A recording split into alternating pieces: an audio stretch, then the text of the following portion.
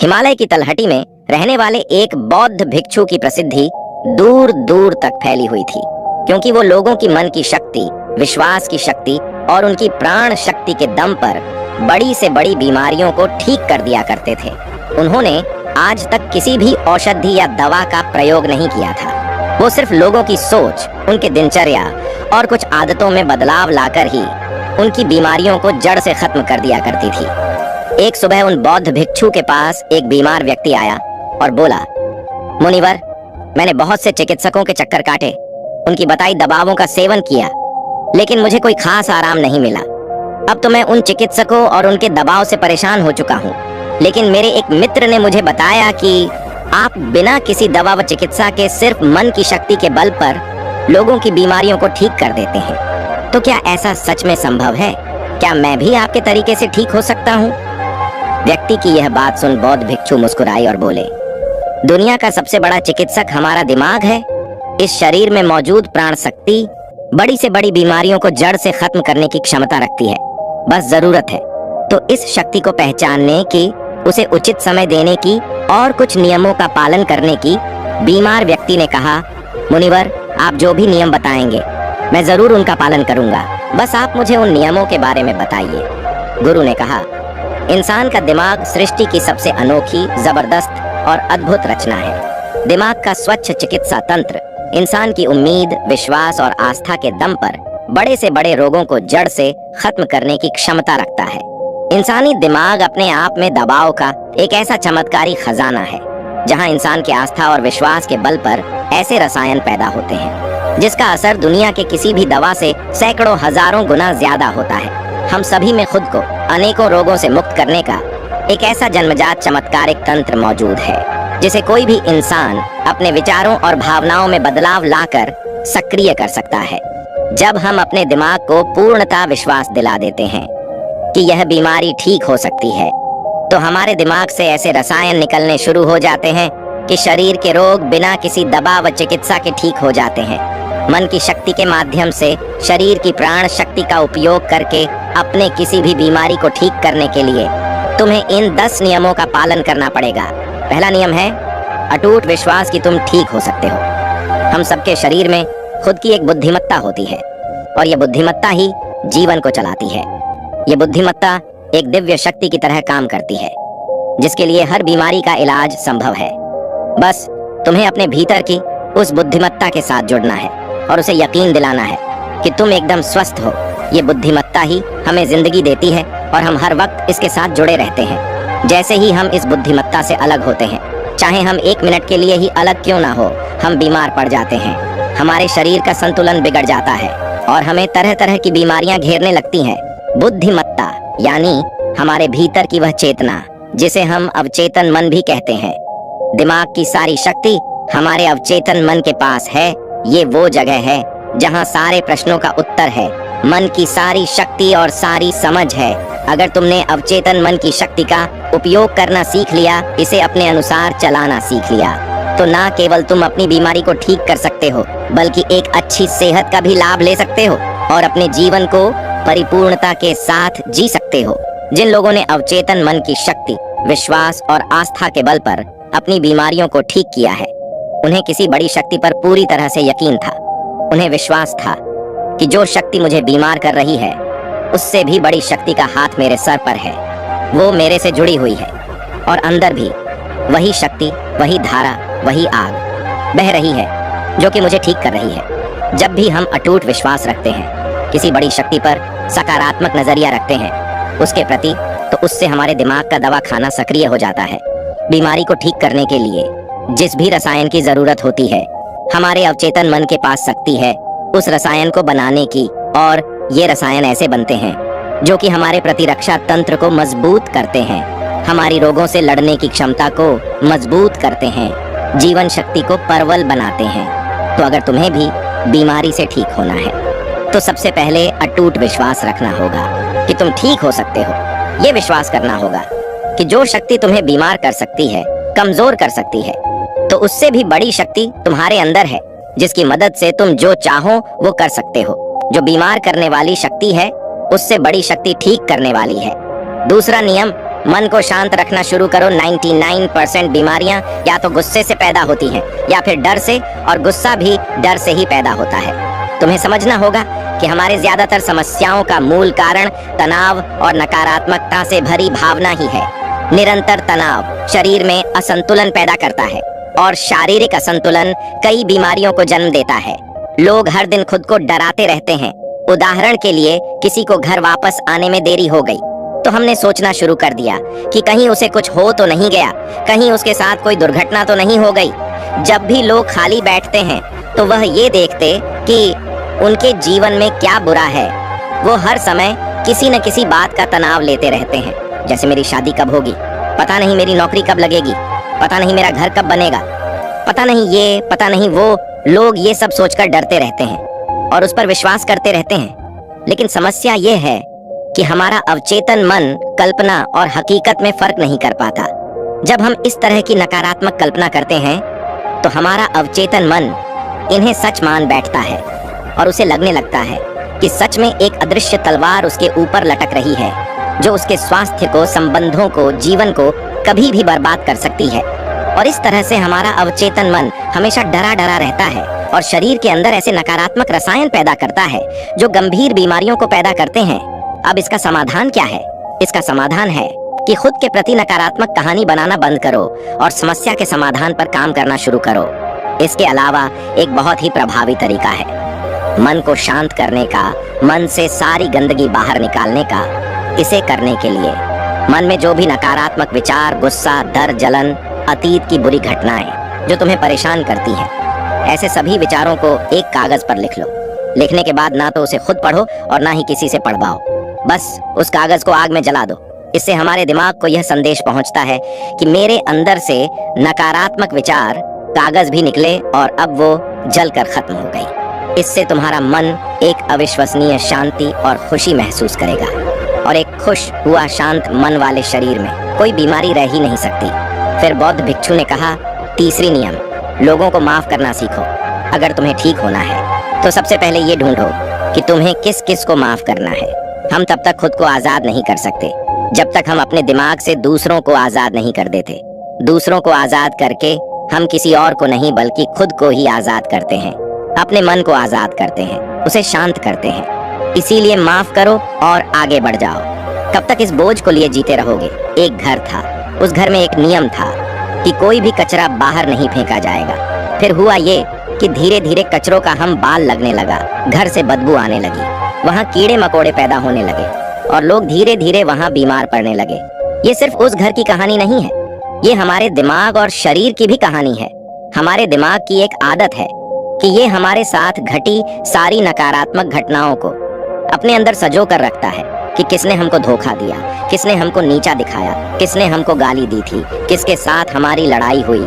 इसी तरह की सारी नकारात्मक घटनाएं हमारे दिमाग में घूमती रहती है और इस तरह से वो मौके, वो अच्छी चीजें जो हमारे जीवन में है, हम उन पर ध्यान ही नहीं दे पाते। इस नकारात्मकता के कारण हम हमेशा गुस्से में, जलन में, तनाव में, घुटन में जीते रहते हैं और 90 से 95% लोग इसी स्थिति में जीवन को जीते हैं। घर में एक दिन पुराना कूड़ा करकट हम नहीं रखते क्योंकि अगले दिन उसमें से बदबू आने लगती है, लेकिन 15-15, 20-20 साल पुरानी बातें, गुस्सा, जलन, अपमान लोग अपने दिमाग में भर के रखते हैं और फिर कहते हैं हमारी बीमारी ठीक नहीं हो रही। हम जब तक लोगों को माफ नहीं करेंगे तब तक दिमाग से वो चीजें निकलेंगे नहीं और तुम्हें लग रहा है कि वो सिर्फ एक विचार है, लेकिन वो सड़ा हुआ कचरा है जो कि अभी दिमाग से निकला नहीं और अंदर ही अंदर गंध पैदा कर रहा है। जब हम नकारात्मक सोच के साथ जीवन को जीते हैं तो हम अपने शरीर के उन रसायनों को खत्म करने लगते हैं जो हमें स्वस्थ रखते हैं, जवान रखते हैं, और हम उन रसायनों को सक्रिय कर देते हैं जो हमें बीमार करेंगे, प्रतीक्षा तंत्र को कमजोर करेंगे और हमें परेशान रखेंगे। और इस तरह से हम खुद ही अपने अंदर बीमारियों को पैदा करना शुरू कर देते हैं। इसका समाधान क्या है? इसका समाधान है लोगों को माफ कर दो। जिसने भी अतीत में तुम्हारे साथ गलत किया है उसे दिल से माफ कर दो और तुम उसी समय से ठीक होना शुरू कर दोगे। चौथा नियम, वर्तमान में जीना शुरू करो। अगर तुम खुद को ठीक करना चाहते हो तो वर्तमान में रहना सीख लो, क्योंकि जब हम भविष्य में रहते हैं तो चिंता और तनाव से भर जाते हैं। जब अतीत में जीते हैं तो पश्चाताप से भर जाते हैं। जीवन के जो सुंदरता है वो वर्तमान के पलों को जीने में है। जितने भी लोग अपने शरीर के दिमाग में कुछ गलत चीज लेकर बैठे हुए हैं वो वर्तमान में है ही नहीं जी रहे हैं। जो 5 साल 10 साल 20 साल पुराना है वो जो सड़ गया है, गंध पैदा कर रहा है दिमाग में, वो इसके बदबू में आज भी खुद को लपेटे हुए हैं। अगर कोई बीमार है तो वो वर्तमान में खुद से बोले और महसूस करें कि मैं स्वस्थ हूँ, मैं खुश हूँ। क्योंकि जब तुम ये सोचोगे कि अभी इस क्षण में मैं स्वस्थ हूँ, बीमार तो मैं अतीत में था, तो तुम्हारा दिमाग ऐसे रसायन पैदा करना शुरू कर देगा जो तुम्हारे शरीर को ठीक करने की रफ्तार को कई गुना तेज कर देंगे। लेकिन वर्तमान में आना कैसे है? वर्तमान में आना है अपने सांसों के साक्षी बनाकर, शरीर के प्रति जागरूकता लाकर, आसपास क्या चीज पड़ी है, क्या घटित हो रहा है, उन सब पर ध्यान देकर। जब वो अपने आसपास के प्रति जागरूक होते हैं तो हमारे शरीर से तनाव कम होता है और हमारे सोचने की, समझने की शक्ति बढ़ती है। ऐसा करने से हमें अपने बारे में बहुत सी नई चीजें सीखने को मिलती हैं। धीरे धीरे हमारे दिमाग को समझ आने लगता है कि हमें किन कारणों से तनाव पैदा होता है। और जब हमारा दिमाग ये समझ जाता है तो इससे हमारे अंदर बड़ा बदलाव आता है। हम नकारात्मक सोचना बंद कर देते हैं और हमें हर काम में सफलता मिलने लगती है, क्योंकि हमारे दिमाग को कल्पना और सच्चाई के बीच फर्क समझ नहीं आता। इसीलिए अगर तुम एक स्वस्थ व्यक्ति की कल्पना करोगे तो तुम्हारा दिमाग तुम्हें स्वस्थ करना शुरू कर देगा। 5वां नियम, खुद से प्रेम करना सीखो। सालों बीत जाते हैं लेकिन लोग अपने बारे में कभी खुद से बात ही नहीं करते। ये ही नहीं जान पाते कि उनका पसंदीदा खाना क्या है, उन्हें क्या अच्छा लगता है। वो खुद के साथ समय बिताना ही भूल जाता है। अगर ठीक होना है तो खुद से प्रेम करना ही पड़ेगा, अपनी कीमत पहचाननी ही पड़ेगी। बहुत से महिलाएं और पुरुष परिवार की जिम्मेदारी और भाग दौड़ के चक्कर में खुद को खो देते हैं। तुमने जिस दिन खुद को पा लिया उस दिन से सारी गलत चीजें तुम्हारे दिमाग और शरीर को छोड़कर भागने लगेंगे। तुमने जिस दिन खुद को पा लिया उस दिन से खुद की कीमत समझने लगोगे। और जिस इंसान ने खुद की कीमत समझ ली, समझ जाओ वो इंसान खुद से प्यार करने लगा। यही तो खुद से प्यार करना होता है। 6वां नियम, सकारात्मक कल्पना करो। हर दिन अपने दिन की शुरुआत इस सवाल से करो कि आज के दिन मैं खुद का महानतम आदर्श कैसे बन सकता हूँ।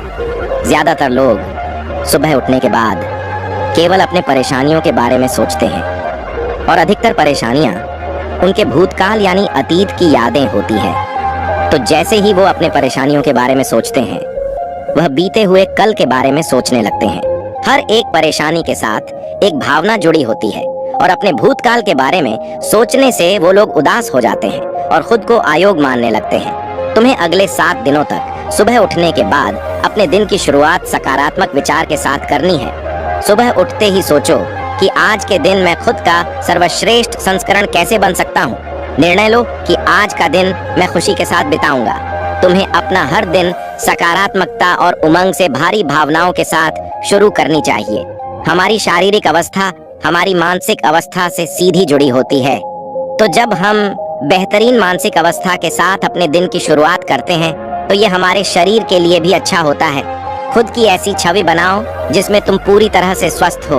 हर दिन 10 मिनट आंख बंद करके बैठो और ये कल्पना करो कि तुम ठीक हो रहे हो। ऐसा करने से हमारा अवचेतन मन ऐसे रसायन बनाना शुरू कर देता है जो हमारी बीमारी को तेजी से ठीक करना शुरू कर देते हैं। अगर हमारे दिमाग ने कुछ गलत सोचकर बीमारी पैदा की है तो कुछ अच्छा सोचकर उसे ठीक भी तो कर सकता है। 7वां नियम, अपने जीवन का मकसद खोजो। कुछ लोग तो सिर्फ इसलिए बीमार रहते हैं क्योंकि उन्हें अपना जीवन व्यर्थ लगता है। उनके जीवन का कोई मकसद ही नहीं होता। वो समय से पहले खुद को बूढ़ा महसूस करने लगते हैं। जीवन में किसी भी लक्ष्य या उद्देश्य का होना लंबे व अच्छे स्वास्थ्य के लिए बेहद जरूरी है। यानी कि हर दिन बिस्तर से उठने का तुम्हारे पास कोई कारण होना चाहिए। जब हमें लगने लगता है कि हमारे जीवन का कोई महत्व है, हम किसी मकसद से जुड़े हुए हैं, तो हम ज्यादा खुश रहने लगते हैं, ज्यादा ऊर्जावान और तरोताजा महसूस करने लगते हैं। और जब हम अंदर से खुश रहने लगते हैं तो हमारा शरीर खुद अपनी बीमारी को खाना शुरू कर देता है। 8वां नियम, पेट से भरकर गहरी सांस लेने का अभ्यास करो हर दिन कुछ मिनट के लिए।